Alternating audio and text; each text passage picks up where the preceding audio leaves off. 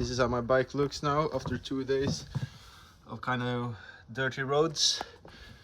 This is my chain, which was waxed before the session yesterday, which was 100 kilometers. Looking pretty nice, I think. No dirt whatsoever attracted to the chain. Did you know that there's a way to make your chains last for 10,000s of kilometers and at the same time never having to clean your drivetrain ever again? It's called waxing your chain, and it's probably a lot easier than you think it is. So in this video I will show you guys how you can get started with waxing your chain and why I will never go back to using oil ever again. So let's dive into it. So before we begin, I'm gonna quickly show you how all this works. When you hot wax your chain, it goes deep into the chain rollers, which ensures optimal lubrication and the lowest friction possible. The guys at Zero Friction Cycling have done a lot of testing on this, and I will link to the results down below. But briefly summarized, waxed chains like this totally outperforms using oil. When the wax hardens on the chain, nothing will stick to it. That means that it will stay clean in all conditions. You will also never ever have to clean your drivetrain again, which I will show you later in this video. No dirt on the chain means that there will be no abrasive particles wearing down your chain either. The chain will therefore last so much longer than when using oil as well. For context, I have a chain that is from last year and it's still going strong. This means that the other parts of a drivetrain will last a lot longer as well. So all in all, a small investment can save you a lot of money in the long run, especially when thinking about how expensive bike parts have become in the recent years. So let's get to it. I will now show you what you need to wax your chain. So here we have it, my little waxing station in the garage. First of all, you need, of course, a chain. The next thing on the list will be a slow cooker. This one I bought for about 20 bucks, so it's not a huge investment. You need one that has the ability to adjust the temperature to get the perfect temperature for the wax, which is about 90 degrees Celsius. You should stay away from rice cookers and especially kettle on a stove, because if you burn the wax, you will ruin it and it will not perform anywhere near how it will with this setup right here. Speaking of the wax, here we have a bag of molten speed wax, which is my preferred one to use.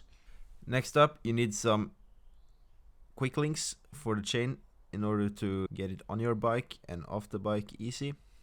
This tool right here is a chain swisher, which we will use to hang the chain and put it into the waxer and be able to get the chain fully coated. This one I made from an old paint bucket handle, and you can also make it yourself with some creative use of some pliers. It will not be too big of a challenge.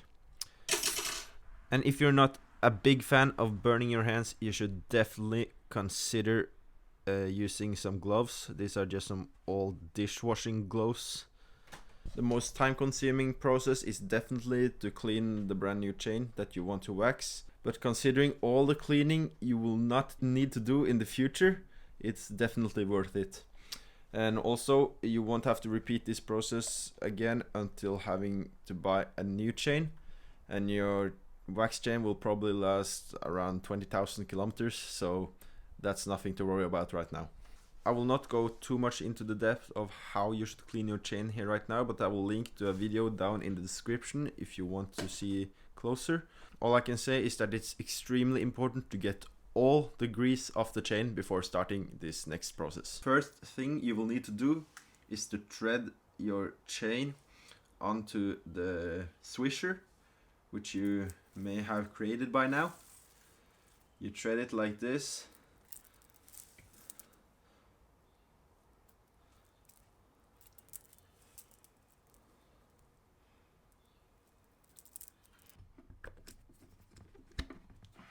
This one is now set on low, which I think is 92 degrees Celsius. You take your threaded chain, put it in the slow cooker like this. make sure that all of the chain will get covered. As you can see, I have the cold wax in the bottom of this slow cooker now, so this will need some time to melt before the chain will be fully submerged in wax. So I just put on this lid like this, and I'll come back in about 2 hours, I think. 2 hours have gone by and I'm ready to check how the waxing is going.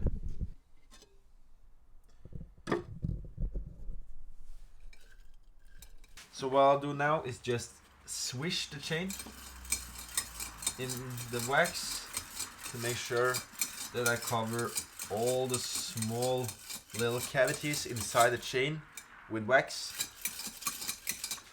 And then, as you can see, the chain is now pretty clean, and I let just some of the wax drip off now before I can grab it like this, take it off.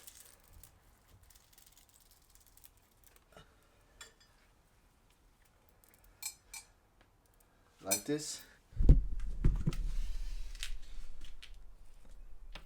Now I can hang it in place on my hooks besides the other chains.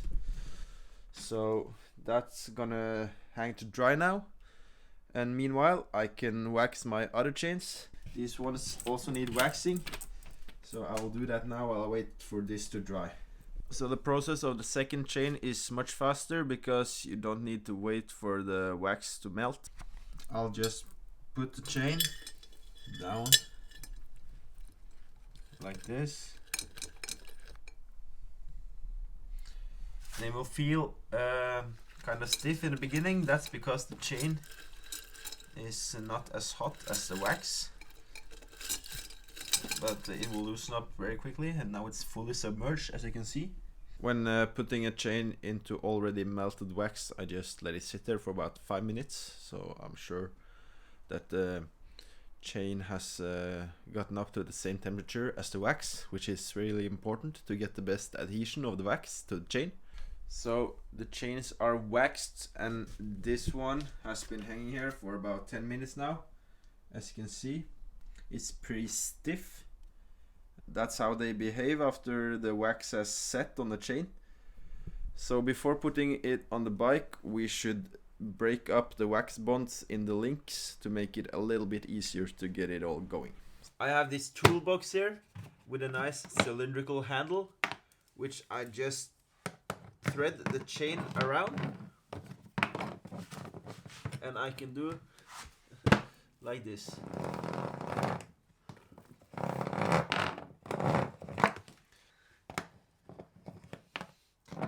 And taking it the other way around as well.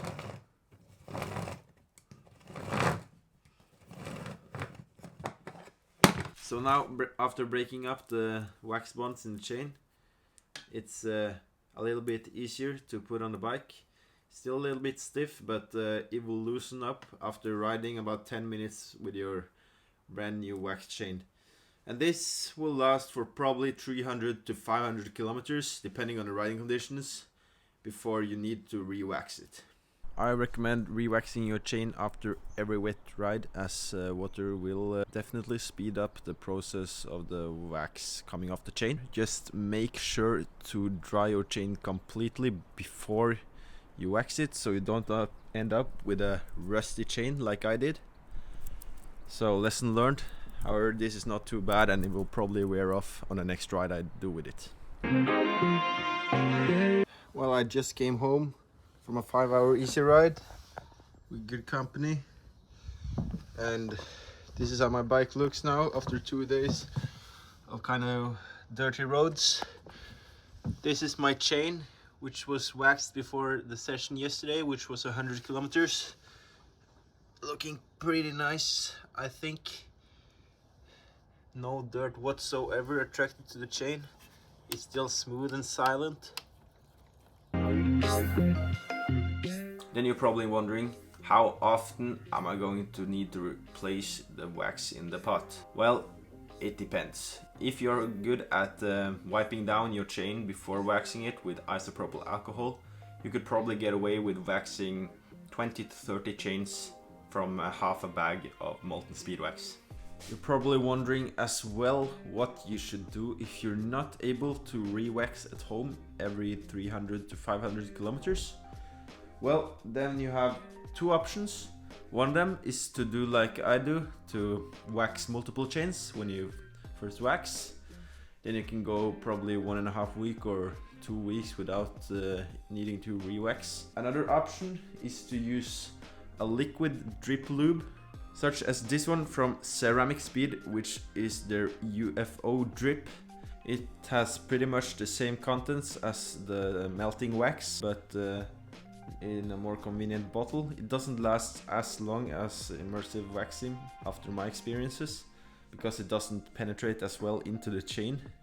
But it works a treat to just top up the chain with some new wax when the chain is getting dry. So I absolutely recommend using this in combination with immersive waxing. Another question I've seen a lot of people asking is when they need to replace their quick links. The official answer is usually that you need to replace it every time you open and lock the chain on the bike. However, I have used these quick links multiple times with no problem at all. I usually end up using them until I can feel that the locking mechanism is worn out. But in the end, you have to make your own decision on this. One tip I have is that when you're racing, you should always be using a brand new quick link. So there you have it. This is how I make sure my drivetrain stays clean, silent and efficient in all conditions. If you have any questions regarding waxing your chain, please leave a comment down below and I will answer them as soon as I can. So until next time, stay tuned.